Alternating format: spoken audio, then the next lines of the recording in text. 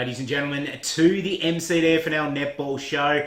The last one for the season, the last of our weekly final shows leading into the biggest day of the year. This Sunday at Princes Park, the Bendigo Bank MCDFNL Grand Final Day. 6 fantastic games of netball coming your way this weekend.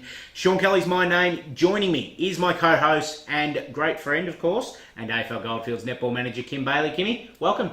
Thanks, Shawnee. Great time of year, Fantastic isn't it? time So of year. excited. Can't wait till we see the results of this grand final. And it's been a really good change up in, I think, MCDFNL netball to have a different team in the granny. It's normally...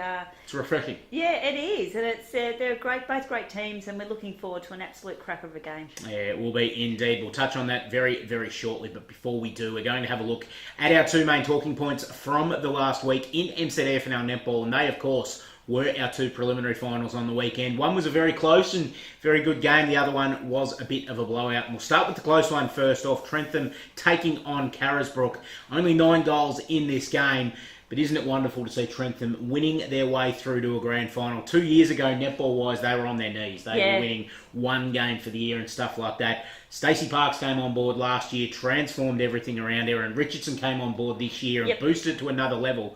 Now the Saints are on top of the ladder all year and into a grand final. Yeah, and I think, you've mentioned Stacey Parks, and Faye has been instrumental as well. And Keita, you've just done an awesome job. And it's fantastic to see this team full of young girls as well as some experience. And they really deserve to be there, dropping only, the 1 game for the season against Carisbrook. And Carisbrook is, to me, is another really a great story as well. They've had such a good season as well. Went close to knocking off Navarre. Yes, very close. And they've been really pleased with their season. But the old Spud Farmers, as they love to be called, apparently they had a bit of a laugh at that, and they know it's all a term of endearment. But I'm stoked for them, and I think they might be pretty happy at the end of the day on Sunday. Yes, could be as well. Fantastic preliminary final win. And interestingly enough, they did it without one of their stars too. The Netball Rookie of the Year, Hayley Burke, didn't take to the court on the weekend. Yeah, and I actually, I rang Keita and I just asked her and said, was she injured? Is she playing? Yep, she's definitely playing, great answer too back to me. Well, you don't change a winning side, and that's spot on.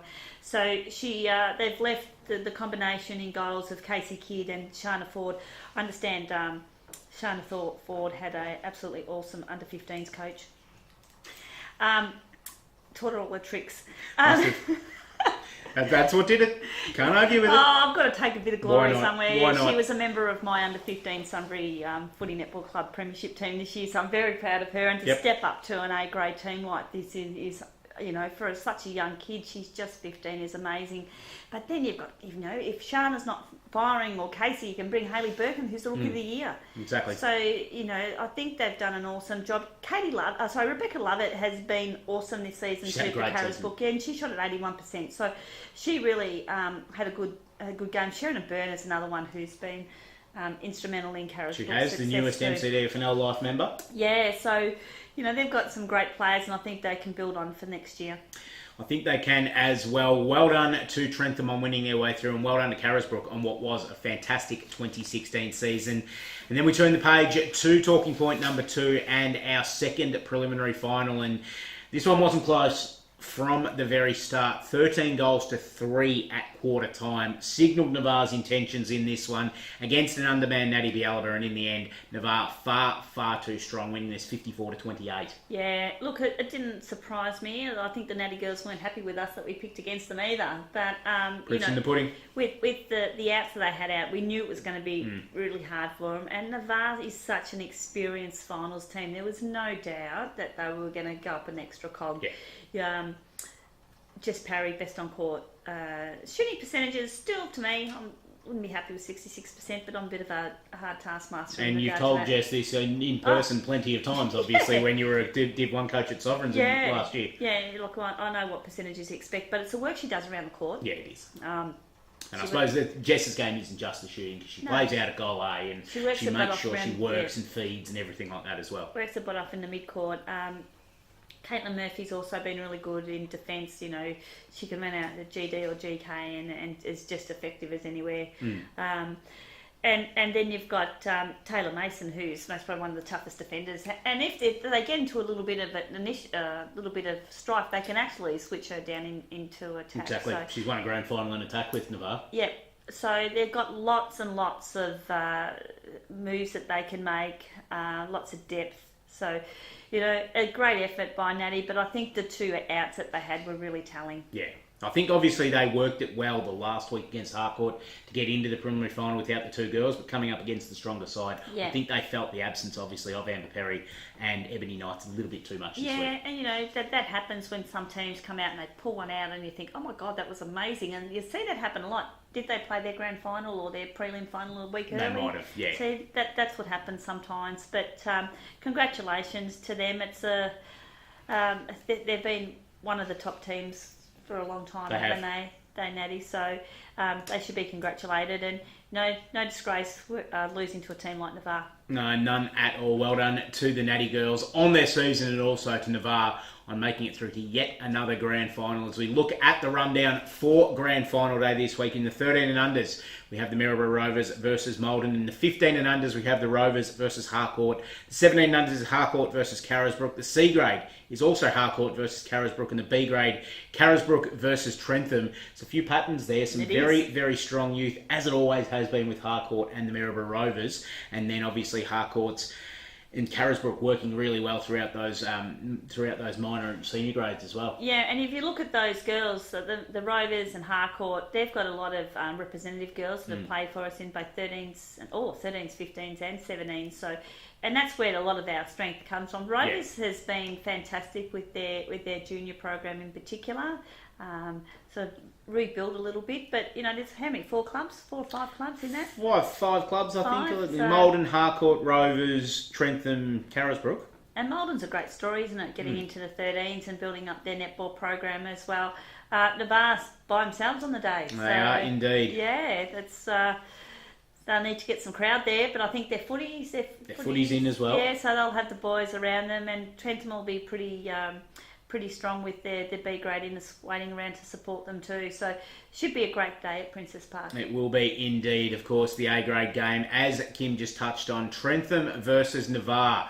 It's the reigning champions coming up against the team that's been the number one contender all season long, and I think quite a fitting grand final to be played at Princess Park this weekend, starting at 2:45 p.m. on Sunday afternoon.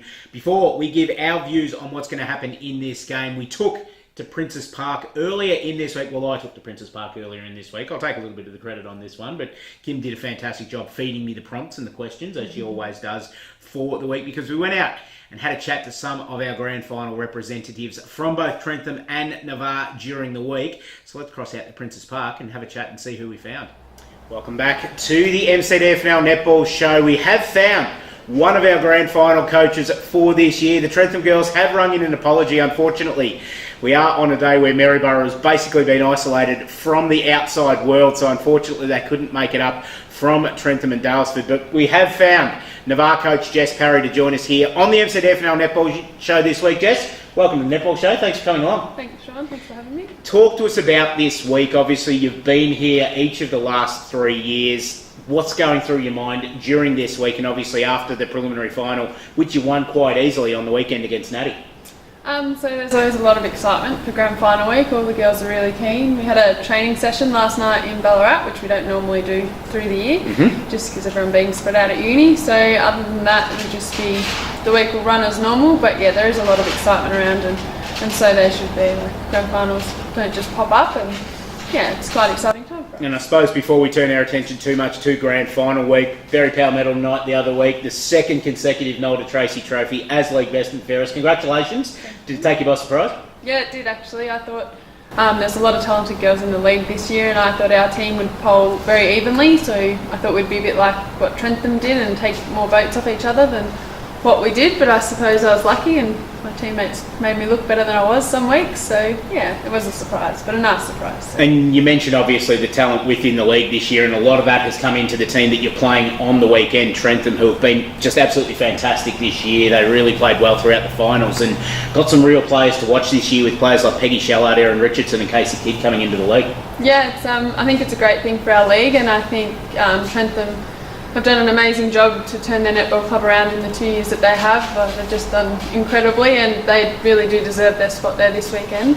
Lucky for me, or unlucky for me, I come up against Peggy, so that'll be a tough contest. Probably. Yeah, be a tough contest in itself. So, but I'm really looking forward to it. You know, grand finals aren't meant to be easy, and this one definitely won't be. So, no, I think it's great to have those girls in our league. It's a credit to Trentham and exciting for us. And it's a bit of a change in your team this year. Obviously, you look across the line, you've got yourself and Ree that have been there before, you've got Caitlin and Taylor in the defensive line that have been there before, but your mid-court is largely a little bit unknown. The girls that may not necessarily have been in an A-grade grand final or had a lot of court time in an A-grade grand final before. Yeah, so Nicole Harding, she actually turned the Navarre Netball Club around in 2009, and that's when we won our first A-grade premiership with her. So she's a very experienced player. She hasn't played finals recently, but I'm sure she'll be okay come Saturday. She'll be very excited. Yep. And then as for Rachel and Tage, they're the babies of the team, I suppose. We always try to have youth in our team and bring some young blood in every year. So those two girls have done an outstanding job, and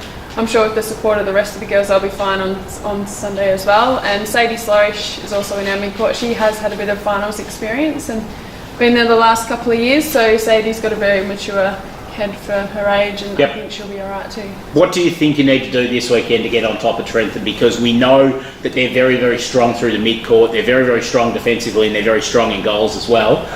It makes for a pretty bad combination when you're coming up against them. What do you think you guys need to do to get on top of them? Yeah, it does. I think we just need to start and have the pressure on early. Nothing is going to be easy, but watching them on Saturday, they're a very well-drilled side, so obviously we're going to have to be even better at that.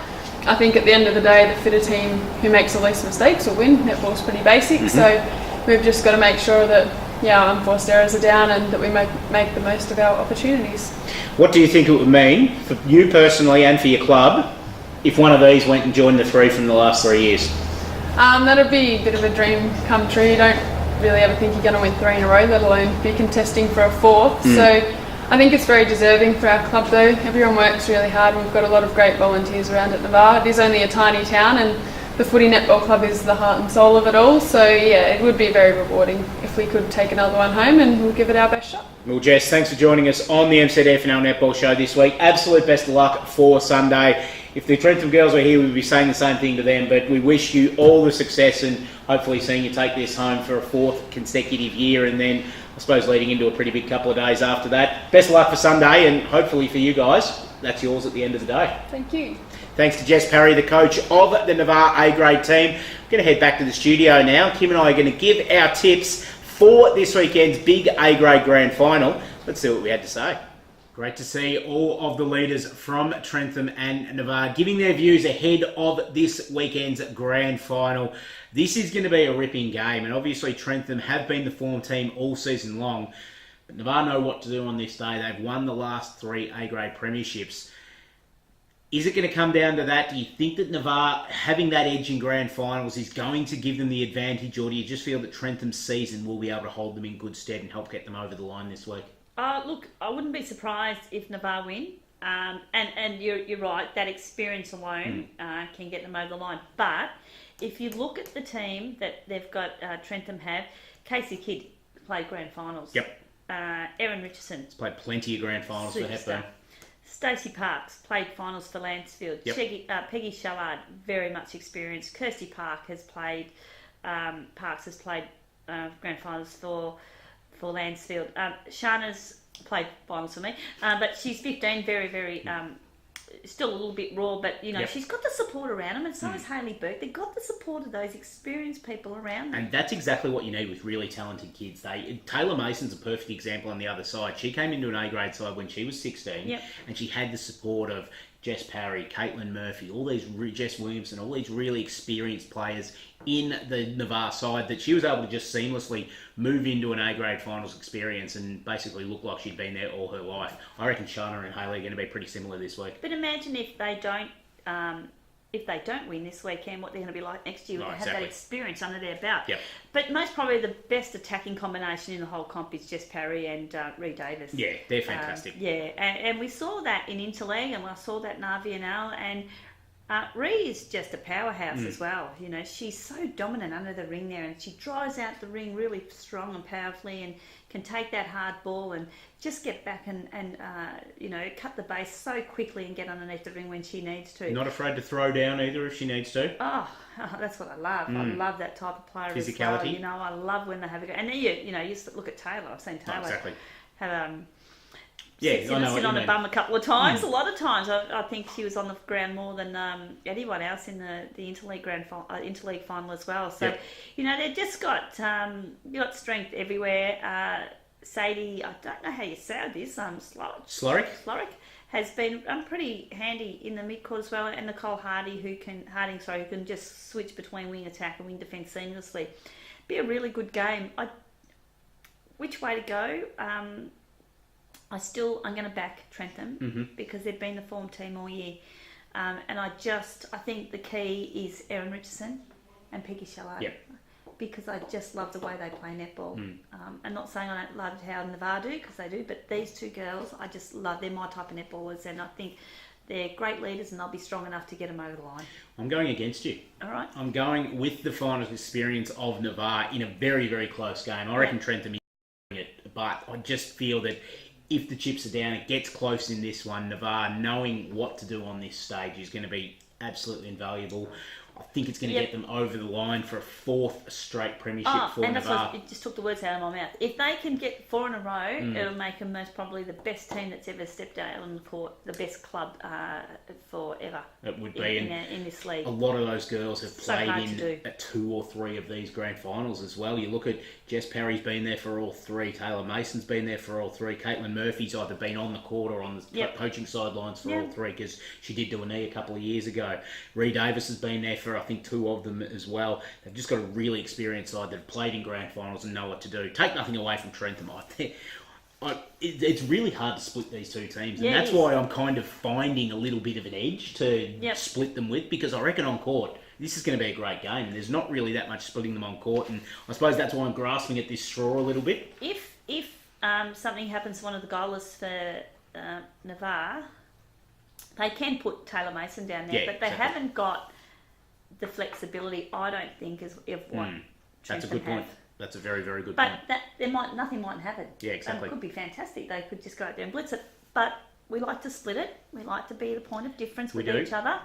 And I'm going for the Spudders.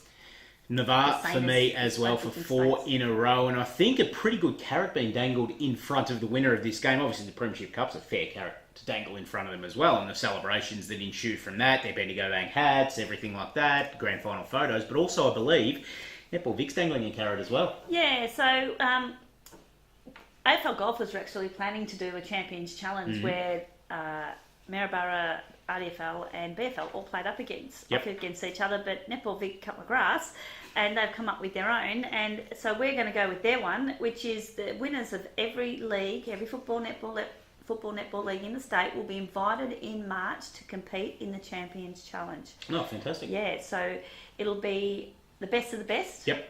The winning club will be presented with a certificate. Ultimate bragging rights. Oh, and who wouldn't want to be named best in the state, you know?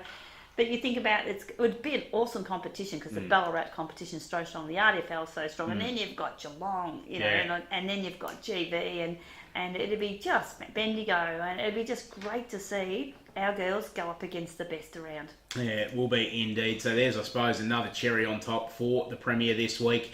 That brings us to the end of the MCDFNL Netball Show for 2016. This has been fun this year, hasn't it? It was something that I suppose was requested at the end of last year, that we'd had so much success with the footy show and the netball segments during the footy show that people said, well, why don't you do a netball show? And kind of put our heads together, and you said, "Yeah, let's do it." So and it's been fun, and we've learned great fun. We've learned so much about all these other players in the league that we most probably haven't. I'd just like to take the opportunity, on behalf of Rhiannon and I, to thank all the coordinators, the delegates, all the supporters, players, coaches, everyone for your support, all the board in 2016. It's been unbelievable, and we can't wait to come back and start again in 2017. After a couple of hours of extra sleep that we might need the last few weeks. Yes, but it's been fantastic, and we've just loved it. We have indeed, obviously, bringing you the show on a monthly basis throughout the season, and then a weekly basis throughout the finals. We've had a lot of fun. We've really enjoyed hearing your feedback as well, and we'd love for that to continue after the netball show into the summer, and I suppose to make sure that we push the case once again for the netball show in 2017, which, look, I'm fairly confident of saying is a permanent part of the furniture now. Whether we'll be here or not, obviously, is up to the powers that be, but obviously there'll be a netball show next year. Kimmy, once again, thank you so much for your expertise, your knowledge, and your passion for netball and the netball show this year, which has really shone out. Thank you so much for bringing this to life and making it so special. Thanks, Shawnee. Hopefully we'll be back. They might will in a younger model. Could You never know. Could do indeed. Someone with a bit more experience than us. Who knows? We never know, indeed. But what we do know is that we have had a lot of fun bringing you the MCDFNL Netball Show this weekend. Best of luck to everybody playing and watching at Princess Park on Sunday, and we look forward to seeing you there at the biggest day of the MCDFNL season. And as sure as the sun will come up tomorrow morning, we'll be back in 2017 with more netball around the MCDFNL. On behalf of Kim and myself, we'll see you then.